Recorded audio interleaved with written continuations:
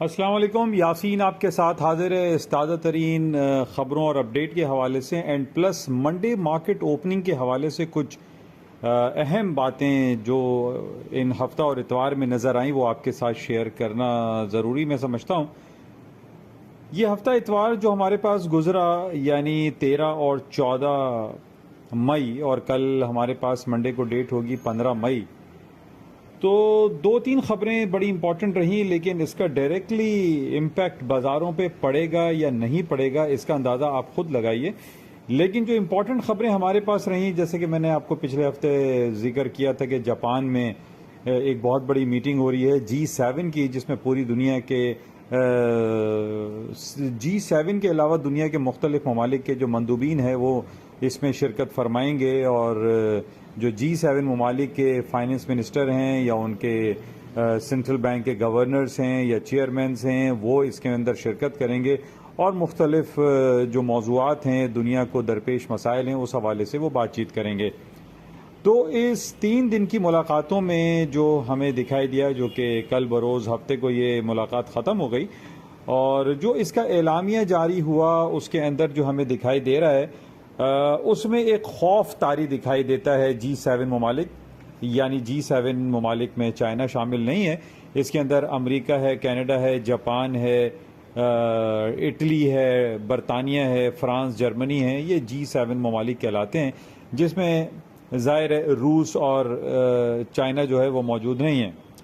इस एलामिये में जो सबसे अहम बात हमें दिखाई दी वो चाइना के हवाले से ही बात रही। जैसे कि पहले भी मैंने आपसे जिक्र किया कि इस वक्त पूरी दुनिया में अगर डिफरेंट जो तरक्की याफ्ता ममालिक अगर किसी खौफ का शिकार हैं तो वो है चाइना। यानी चाइना के हवाले से हर जितने भी टॉपिक्स होते हैं, ये समिट्स होती हैं, जो कॉन्फ्रेंस होती हैं, उसके अंदर अगर चाइना शामिल नहीं होता तो उसमें चाइना के हवाले से ही बातें होती हैं कि चाइना की जो ग्रोथ है, जो शरह नमू है जो कि बढ़ती चली जा रही है, या कोविड के हवाले से जब हम बात करते हैं तो सप्लाई चेन में जो डिसरप्शन आया और सबसे ज़्यादा जो सप्लाई चेन का जो मामला आया वो हमने ये देखा कि वो चाइना की जानिब से आया कि पूरी दुनिया में जो शिप पे और जहाज़ों पे माल बर्दारी होती है या ट्रेन पे होती है उसमें काफ़ी डिस्टर्बेंस जो है वो क्रिएट हुई थी। तो इस हवाले से ये बातें सामने आई G7 मुलाकात में कि जनाब ये सप्लाई चेन और अमेरिका जो चाइना की तरक्की के हवाले से जो बातें हैं वो खासी अहम रहीं। इसके साथ ही हमारे पास जो G7 में जो बातें हुई उसके अंदर रिसेंटली जो इंटरेस्ट रेट के हवाले से बातें आई। पिछले हफ्ते हमने ये देखा कि न सिर्फ बरतानिया बल्कि यूरोपियन यूनियन ने और अमेरिका ने भी अपने शरह सूद में इजाफा किया और इसी तरीके से दूसरे कई ममालिक ने अपने शरह सूद में इजाफा जो है वो करते चले आ रहे हैं। इस हवाले से ये बातें हो रही हैं कि जनाब अगर ये इंटरेस्ट रेट बढ़ाते चले गए और ये सिलसिला बरकरार रहा तो इसके नेगेटिव इम्प्लीकेशंस जो हैं बाज़ारों में क्या पड़ेंगे वो हमें थोड़ा बहुत बहरहाल दिखाई दे रहा है कि पिछले हफ्ते हमने ये देखा कि अमेरिका की streamline index S&P Dow Jones और नेस्डैक जो है वो डाउन साइड पे गई और आज हमारे पास जो तदावुल ऑल शेयर्स जो सऊदी अरब का स्टॉक इंडेक्स है और इसी तरीके से इसराइल का TA35 है, ये आज तकरीबन 0.5% डिक्लाइन का शिकार रहा है और उसके डिक्लाइन के शिकार की वजह यही बताई जा रही है कि जनाब पूरी दुनिया में जो शरह सूद बढ़ाने के हवाले से जो बातें हो रही हैं उसकी बाज़गश्त जो है वो G7 मुलाकातों में भी सुनाई दी।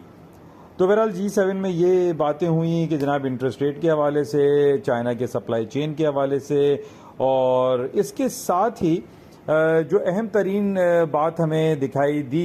G7 में वो ख़ास तौर पे पिछले 2 महीने में अमेरिका के तकरीबन 5-6 बैंक डिफ़ॉल्ट हो चुके हैं, दिवालिया का शिकार हैं और इसकी वजह से हम ये देख रहे हैं कि पूरी दुनिया की जो बैंकिंग फाइनेंशियल सिस्टम है उसमें काफ़ी एक डिस्टर्बेंस क्रिएट होती हुई दिखाई दे रही है और लोगों को अंदर एक फियर फैक्टर प्रिवेल करता है। यानी हम 2 महीने में हम देख रहे हैं कि सिलिकॉन वैली बैंक डिफ़ॉल्ट होता है तो सिग्नेचर बैंक डिफ़ॉल्ट होता है, सांता क्लारा बैंक है, फर्स्ट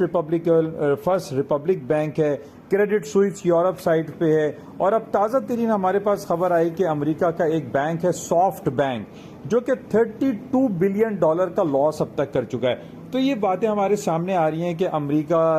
के प्रेसिडेंट जो बाइडेन साहब हों या फेडरल रिजर्व बैंक के चेयरमैन मिस्टर जेरेमी पावल साहब हों, वो गाहे बगाहे ये बातें तो करते चले आ रहे हैं कि जनाब नहीं, हमारा बैंकिंग फाइनेंशियल सिस्टम बहुत स्ट्रांग है, रेजिलियंट है, इसमें कोई प्रॉब्लम नहीं आएगी। लेकिन इन तमाम बातों के बावजूद हम ये देख रहे हैं कि हर दूसरे तीसरे दिन जो है वो अमेरिका का कोई ना कोई बैंक डिफॉल्ट होता हुआ दिखाई दे रहा है, जिसकी वजह से एक जो पोटेंशियल एग्जिस्ट कर रहा था कि बाजार ऊपर की तरफ चली जाएंगी, स्टॉक्स में बहुत ज्यादा तेजी आ जाएगी, वो तेजी हमें दिखाई नहीं दे रही। और उसका आज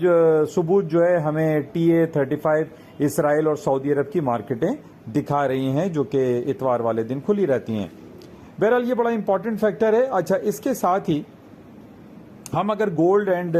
सिल्वर की बात करें और इसके साथ क्रूड ऑयल की बात करें, तो देखिए क्रूड ऑयल की प्राइसेस जो क्लोजिंग दी है इसने 70.0506 पे जो वीकली क्लोजिंग हुई थी, वो इसको डाउन साइड पे ले जाता हुआ दिखाई दे रहा है। क्योंकि नॉर्मली हमने ये देखा है कि जब स्टॉक मार्केटों में डाउनफॉल का सिलसिला शुरू होता है और एक फियर फैक्टर प्रिवेल करता है बाजारों में, तो उसमें क्रूड ऑयल की प्राइसेस भी डाउन हो जाती हैं। क्योंकि जाहिर है लाजिम और मलजूम वाली बात है, जब स्टॉक में तेजी आती है, ये स्टॉक या जो भी इंडिविजुअल स्क्रिप्ट है वो अपर साइड पे जाते हैं, तो एक सेंटिमेंट्स क्रिएट हो जाते हैं कि जनाब अब जो है वो क्रूड ऑयल की प्राइसेस भी बढ़ सकती है। क्योंकि लोगों के पास एक फंड अवेलेबिलिटी का जो सिलसिला है वो जब रहता है तो लोग ट्रैवल ज़्यादा करते हैं, लोगों के पास जो है वो पेट्रोल की डिमांड में इजाफा हो जाता है। तो एक ये पॉइंट एग्जिस्ट करता है कि जनाब जब स्टॉक्स में तेज़ी आती है तो तेल की जो एनर्जी सेक्टर है वो ऊपर चले जाते हैं, और जब स्टॉक्स डाउन साइड पे जाते हैं तो एनर्जी सेक्टर की प्राइसेस भी डाउन साइड पे चले जाते हैं। तो बहरहाल ये एक मफरूज़ा भी हम कह सकते हैं, इसमें हो सकता है कि ये इसका रिवर्स भी हो। लेकिन नॉर्मली आज और पिछले एक हफ्ते से हम यही सिलसिला देख रहे हैं कि स्टॉक्स नीचे तो क्रूड ऑयल नीचे, स्टॉक्स ऊपर तो क्रूड ऑयल और एनर्जी की प्राइसेस ऊपर चली जाती हैं। तो बहरहाल होप फॉर द बेस्ट, हम देखते हैं कि क्या होता है। लेकिन जो इंडिकेशंस हमारे पास अवेलेबल हैं क्रूड ऑयल और एनर्जी सेक्टर के हवाले से, और इसका इंडिकेशन हमें एक नेचुरल गैस से मिलता है, जो कि नेचुरल गैस की प्राइसेस जहां जो $15 और $16 CUB जो उसकी यूनिट प्राइस है, उस हवाले से जब $16 चल रही थी, तो आज हम ये देख रहे हैं कि जो नेचुरल गैस है वो तकरीबन $1.6 और $2 पे मार्केट चल रही है। तो एनर्जी सेक्टर की जो प्राइसेस हैं वो मुसलसल डाउन साइड पे जाती हुई दिखाई दे रही हैं कि, और हमें इसका इंडिकेशन नेचुरल गैस से मिलता है। तो बहरहाल इसको हम देखेंगे कि कल क्या होता है। अच्छा, इसके साथ ही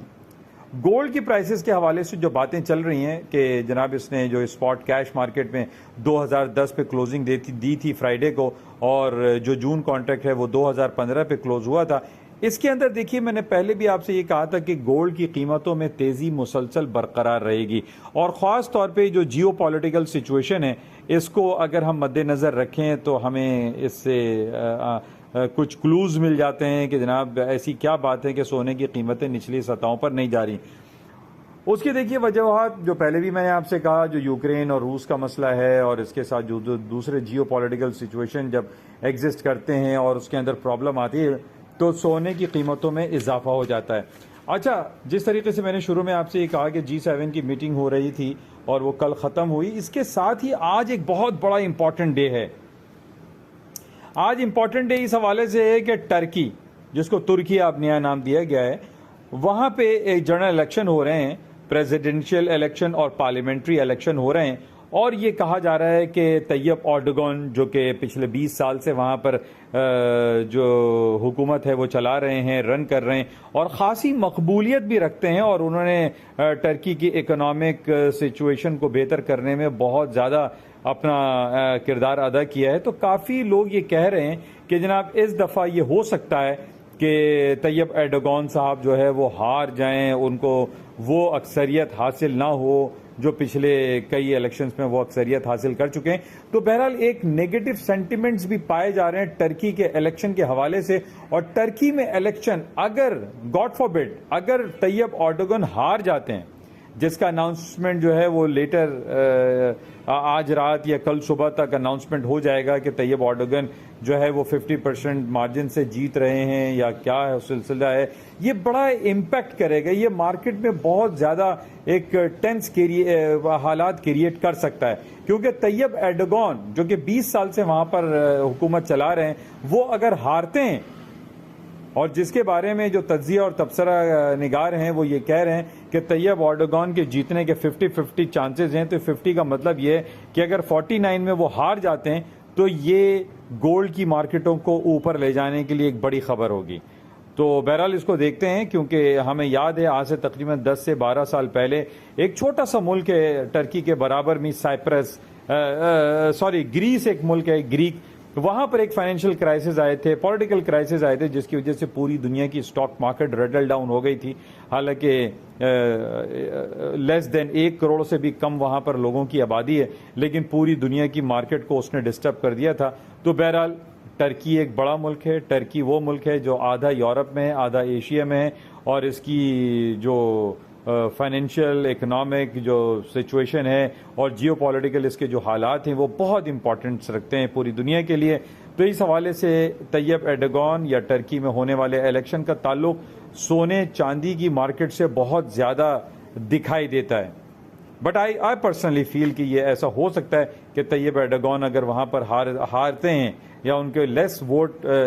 गैदर करते हैं तो ये नेगेटिव होगा गोल्ड की मार्केट के लिए। यानी गोल्ड की मार्केट से नेगेटिव का मतलब ये कि गोल्ड की कीमतों में इजाफा हो सकता है बिकॉज ऑफ तैयब एर्दोगन के लूज करने पे। एंड प्लस टेक्निकली जैसे मैंने आपसे कहा कि 2005 के ऊपर इसने क्लोजिंग दी थी या 2000 के ऊपर क्लोजिंग दी थी स्पॉट के अकॉर्डिंगली, तो मार्केटों में गोल्ड में तेजी के इम्कानात मौजूद रहेंगे technically as well as Turkey के इलेक्शन को हमें मद्देनजर रखना पड़ेगा।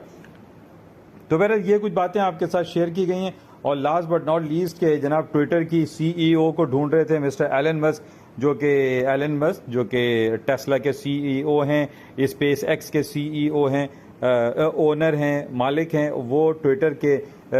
चीफ एग्जीक्यूटिव को तलाश कर रहे थे, जॉब अपॉर्चुनिटीज़ के लिए उन्होंने अप्लाई किया हुआ था कि जनाब कोई सूटेबल हो तो मिले। तो बहरहाल उनको एनबीसी यूनिवर्सल की जो चीफ थी वो ट्विटर की अब सीईओ बन गई हैं। ये एक थोड़ी सी पॉजिटिव खबर स्टॉक के लिए कह सकते हैं, लेकिन ओवरऑल इम्पैक्ट इसका इतना ज़्यादा बाजार पे नहीं पड़ेगा, लेकिन but it is one of news है, एक खबर है कि ये उनको सीईओ मिल गई हैं। लेकिन कल की मार्केट में हमें सबसे ज़्यादा देखना पड़ेगा टर्की के इलेक्शन को और इसका गोल्ड की मार्केट एंड क्रूड ऑयल की मार्केट और ओवरऑल स्टॉक मार्केट पे इसके असरात मुरत्तब हो सकते हैं। बहरहाल कल मार्केटें ओपन होंगी, आपसे दोबारा रब्ता करेंगे इंशाल्लाह, देखते हैं कि क्या सूरत हाल रहती है। अच्छा, इसके अलावा एक और खबर मैं आखिर में बताता चलूं कि अमेरिका में बात चल रही है कि जनाब 1 जून को अमेरिका जो है वो डेट सीलिंग में डिफॉल्ट हो सकता है, वहां पे फाइनेंशियल क्रंच हो सकता है और वहां पे गवर्नमेंट को डिफरेंट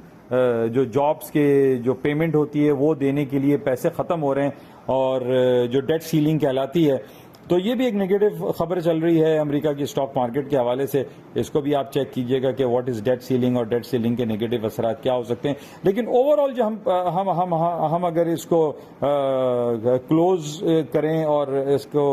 कंक्लूडिंग रिमार्क्स में अगर आपको दूं तो फिलहाल बाजारों में डाउनफॉल के ज़्यादा चांसेस हैं, स्टॉक मार्केट में इतना ज़्यादा पोटेंशियल एग्जिस्ट नहीं कर रहा है बिकॉज ऑफ के जनाब इंटरेस्ट रेट भी अमेरिका ने बढ़ा दिया है और आईएमएफ की तरफ से भी जो ओवरऑल ग्लोबल इकोनॉमिक सिचुएशन को नेगेटिव करार दिया गया है। तो ये जो सिलसिले हैं, फिर टर्की का इलेक्शन है और ये डेट सीलिंग है, तो ओवरऑल स्टॉक्स में जो है वो डाउनफॉल के इम्कानात ज़्यादा दिखाई देते हैं। और नॉर्मली यही होता है कि जब स्टॉक्स डाउन होते हैं तो क्रूड ऑयल की प्राइसेस भी डाउन हो जाती हैं, और जब क्रूड ऑयल की प्राइसेस डाउन होती हैं या इकोनॉमिक सिचुएशन या पूरी दुनिया में कहीं नेगेटिव असरात होते हैं तो सेफ हेवन गोल्ड को गिरदाना जाता है और गोल्ड की मार्केटें ऊपरी सतहों पर चली जाती हैं। तो बहरहाल इसको देखते हैं कि आज रात को जो मार्केटें ओपन होंगी उसके क्या नताइज बरामद होते हैं। थैंक यू, खुदा हाफिज़, यासीन।